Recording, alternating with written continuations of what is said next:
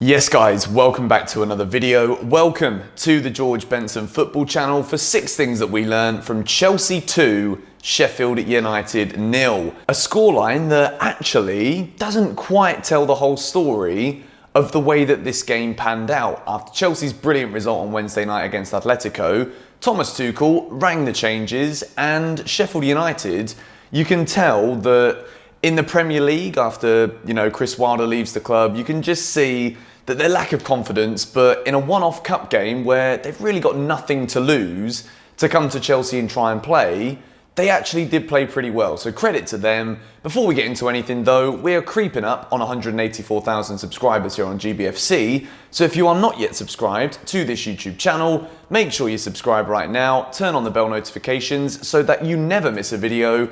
I've got a lot of good pieces of content coming out during the international break.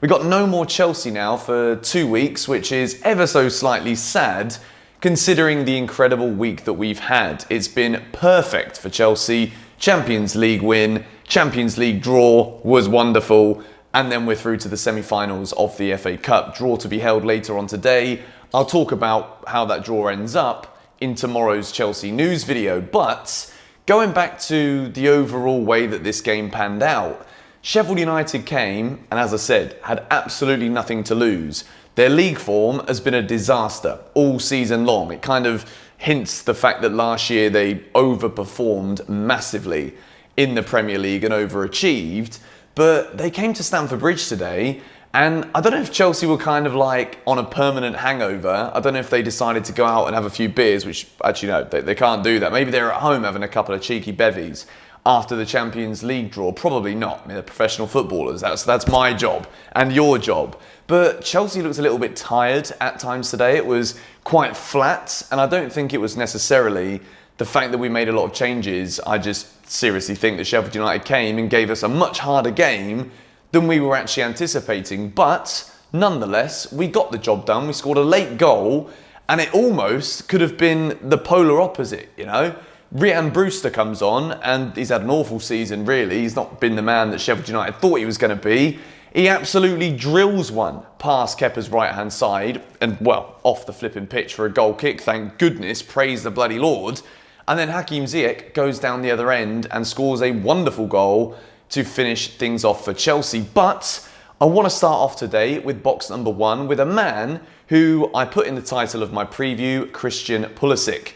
I didn't give him a blue box because after the blue box performances of the Atletico Madrid game from Kante and Rudiger, I think we'll stick with a green. Don't want to get too carried away, just throwing out blue boxes willy-nilly. But Christian Pulisic, I thought today, showed exactly what he can bring to this Chelsea team. Some fantastic runs, and I think he's got to give it a new name, The flip-flap has just elevated a little bit. He's just evolved the famous Ronaldinho flip-flap, Christian Pulisic. It was a wonderful move, and I think if that goal would have gone in, then it would have been a blue box instead of a green box. But Aaron Ramsdale makes a very good save. I think his name's Aaron Ramsdale. I've got a habit of getting players' first names wrong on like a very extreme basis. But Ramsdale makes the save, and it deserved a goal from Christian Pulisic. There were times today where he looked back to his energetic best. He was drifting past players, right foot, left foot, ghosting past 1 or 2 players all in one go, winning Chelsea free kicks, creating opportunities. And I thought, even though he didn't get on the score sheet today or get an assist, I thought it was a very positive display from Christian Pulisic. I thought he took his chance very well.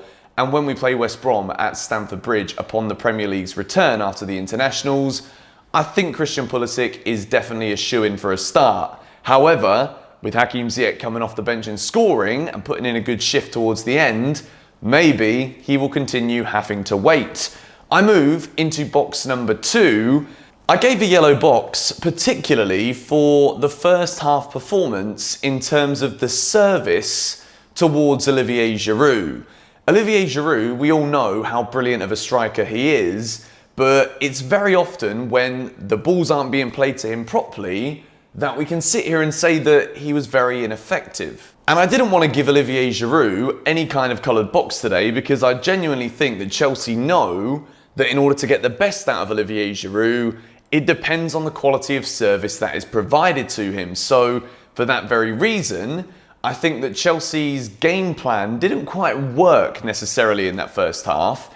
If we look at the goal, Chilwell's shot's going wide, it's an unlucky deflection, and you can argue that Sheffield United probably deserved, with 10 minutes or so to go in the game, to be level in this match, to be honest. Kepa made a couple of good saves. McGoldrick, who, I don't know how flipping David McGoldrick does this, but whenever he plays against Chelsea, he looks like a top elite bloody striker, doesn't he? I don't know if I'm the only one who's noticed that, but McGoldrick looked decent for Sheffield United, had a couple of pop shots from outside the box. Kepa did well.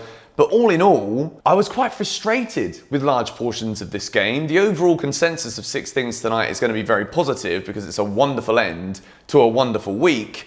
But I thought the service was very poor. I think we should have created a lot more opportunities, particularly in the first 55, 60 minutes of the game. But we move into another green box for Emerson, who I actually thought today did a very good job. He was playing on the left side of a centre-back 3, a position that we're looking at the team sheet from Tuchel again, and surprise, surprise, there's always a surprise in a Thomas Tuchel team sheet, and Emerson playing on the left side of a back 3 was a little bit odd, but it actually worked, you know. He was very solid, he didn't do anything wrong, which I think with analysis of Chelsea defending, if we look at the season as a whole, yes, we fixed defending. That's a flipping other sport with a stick. We fixed our defence and we don't concede goals. We keep clean sheets, but we're kind of just waiting for that one mistake to happen so that we can kind of criticise that adjustment from being perfect, never conceding, to, oh, we conceded a goal. I wonder how we analyse this one.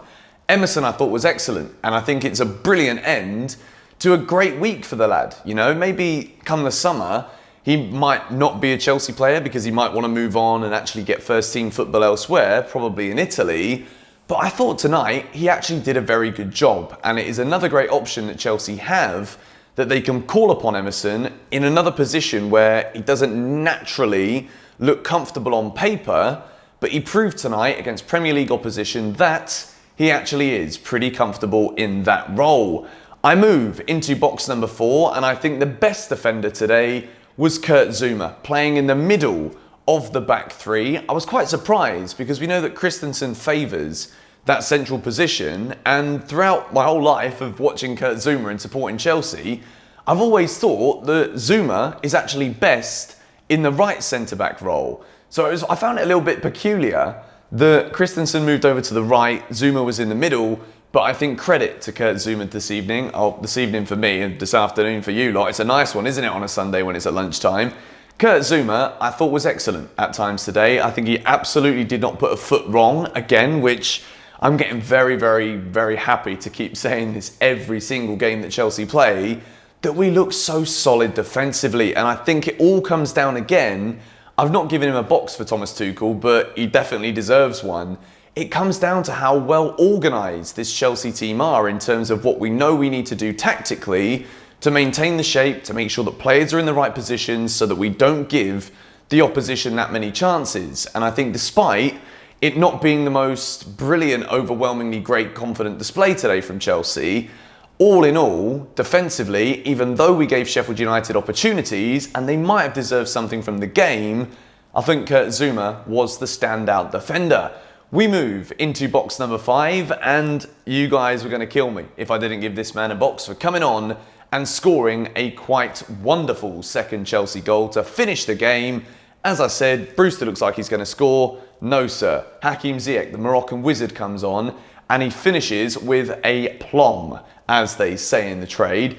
And it was a great goal. You know, it was his touch that set the ball out for Kovacic, who then gave it to Chilwell, whose pass comes over, and it is a thumping volley into the bottom corner of the net from Hakim Ziyech. Wraps the game up for Chelsea in injury time. Whether it was the most enthralling Chelsea display or not, again, I think it is absolute proof of the confidence that is running through the veins of this Chelsea team right now. Compare it to Sheffield United, who had a very good game in retrospect to how they've been all season. But when you're playing with the kind of confidence that Chelsea are now, you don't even need to be at your very best. We didn't need to even enter third gear today. I think a couple of individuals did. But all in all, I wanted to give a green box to Hakim Ziyech, who I think has had a massive week for Chelsea. Going into that international break, Hakim Ziyech is a big game player. He was for Ajax in the Champions League when they got themselves to the semi-final. And I think we can see now Ziyech's goal puts Chelsea in a quarter-final of the Champions League, and then another goal, just 3 or 4 days later, secures our place in the last 4 of the FA Cup. And it moves us in perfectly to box number 6. And I wanted to wrap this week up with just how flipping good of a week this has been. It is box number 6 because everything that has happened this week for Chelsea Football Club has been incredibly positive. We have got 2 absolutely massive results after a very disappointing 0-0 away at Leeds United in the Premier League. But we are in 2 competitions. We're in the semis of the FA Cup, quarterfinals of the Champions League. There are still 2 trophies that we can win this season, as well as that incredible financial trophy of getting a Champions League place. Chelsea's season is very much alive. Over the course of the next couple of weeks, we're going to have internationals, we've got England playing, that's going to be fun.